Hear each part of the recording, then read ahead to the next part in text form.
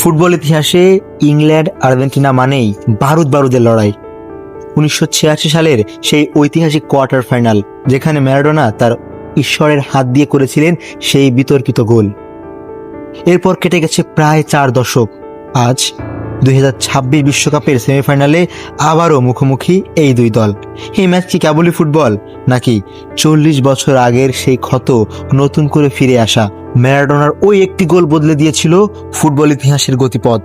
আজ যখন আধুনিক প্রযুক্তির VAR আমাদের হাতে, তখন কি ম্যারাডোনার সেই দ্রুততা চলতো? আজকের আর্জেন্টিনা দল কি সেই একই আত্মবিশ্বাস নিয়ে মাঠে নামছে? 1986-তে ম্যারাডোনা যেভাবে ইংল্যান্ডকে স্তব্ধ করে দিয়েছিল, আজও লিওনেল মেসির আর্জেন্টিনাকে একইভাবে ইংলিশদের বুকে কাঁপাতে সক্ষম। 2026 বিশ্বকাপের সেমিফাইনাল, একদিকে ইংল্যান্ড যাদের শিরোপার খরা কাটাতে মরিয়া হ্যারিকেনরা, অন্যদিকে আর্জেন্টিনা যারা বিশ্ব চ্যাম্পিয়ন হওয়ার পর এখন আরও বেশি ভয়ঙ্কর। ইংল্যান্ড চাইবে ম্যারাডোনার সেই অপমানের বদলা নিতে, আর আর্জেন্টিনার লক্ষ্য ম্যারাডোনার স্মৃতিকে সঙ্গী করে ফাইনালে পা রাখা। এটি কেবল খেলা নয়, এটি গর্ব ও ইতিহাসের লড়াই। ইতিহাস কি নিজের পুনরাবৃত্তি করবে, নাকি ইংল্যান্ড এবার ম্যারাডোনার সেই স্মৃতি মুছে দিতে সফল হবে?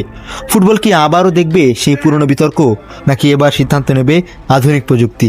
আপনারা কি মনে করেন, ম্যারাডোনার সেই গোল কি আর্জেন্টিনার আত্মবিশ্বাসের মূল কারণ, নাকি এবার ইংল্যান্ড জিতবে তাদের প্রতিশোধের ম্যাচ? কমেন্টে আপনার মতামত জানান। ধন্যবাদ। দেখা হবে পরবর্তী কোনো ভিডিওতে।